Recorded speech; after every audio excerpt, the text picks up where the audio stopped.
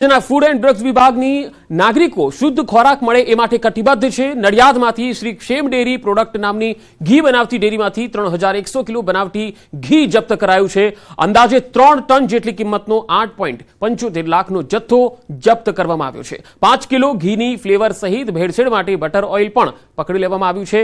અગાઉ આ વ્યક્તિ ભેળસેળમાં પકડાયેલ છે, જેને 2 લાખનો દંડ પણ થયો હતો। આ તમામ ભેળસેળ ઘી જપ્ત કરી નમૂના મોકલવામાં આવ્યા છે।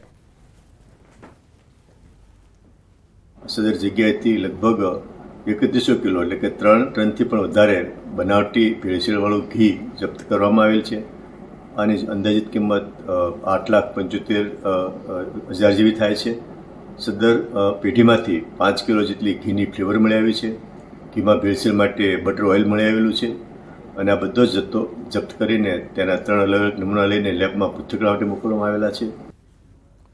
રાજ્યમાં નકલીનો વેપલો કરતા લોકો સામે તંત્રએ તવાઈ બોલાવી છે। 3 અલગ અલગ તસવીરો આપ જોઈ શકો છો। અમદાવાદમાંથી ફરી શંકાસ્પદ પનીર પકડાયું। ગોતા, વસ્ત્રાલ, નિકોલ સહિતના વિસ્તારોમાં ફૂડ વિભાગે દરોડા પાડ્યા। ગોતાની કૃષ્ણ ડેરીમાંથી 199 કિલો પનીર સીઝ કરાયું। આ તરફ પાટણમાં ફૂડ વિભાગે 15 દિવસ પહેલા 2 ગોડાઉન સીલ કર્યા। આ મામલે ગોડાઉનના માલિક હાજર થતા તપાસ શરૂ કરી અને શંકાસ્પદ તેલ અને ઘીના નમૂના લેવામાં આવ્યા। તો ખેડા જિલ્લામાં વધુ એક નકલી ઘીની ફેક્ટરી પકડાઈ હતી। નડિયાદ ડાકોર રોડ ઉપર આવેલ શ્રી ક્ષેમ કલ્યાણી ફેક્ટરીમાં દરોડા પાડી અને ભેળસેળયુક્ત ઘી નો જથ્થો જપ્ત કરાયો। ફૂડ વિભાગે ફરીથી સપાટો બોલાવ્યો। 15 દિવસ પહેલા સીલ કર્યા હતા 2 ગોડાઉન। ગોડાઉનના માલિક હાજર થતા તપાસ શરૂ કરી। શંકાસ્પદ તેલ અને ઘીના નમૂના લીધા। માલિક હાજર થતા ફૂડ વિભાગે ગોડાઉનના સીલ ખોલી અને તપાસ હાથ ધરી। ફૂડ વિભાગે અંદાજિત 16,809 કિલો ઘી અને 388 કિલો તેલનો જથ્થો સીઝ કર્યો।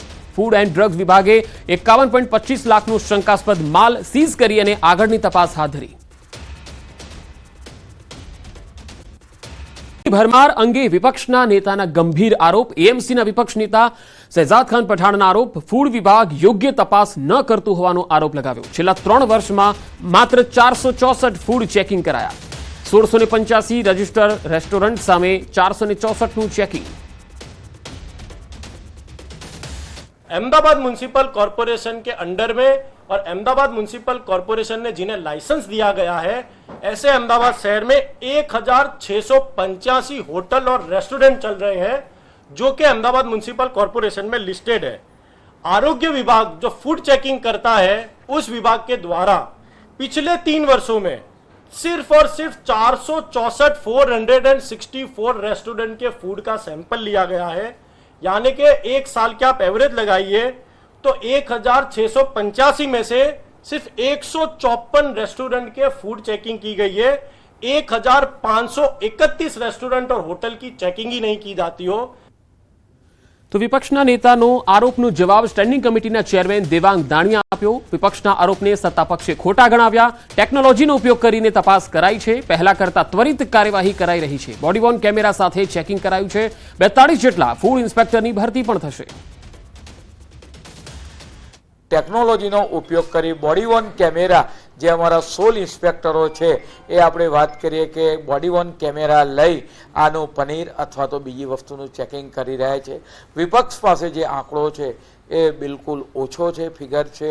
એના કરતાં વધારે ચેકિંગ હાલમાં અલગ અલગ હોટલની અંદર ચાલી રહ્યું છે।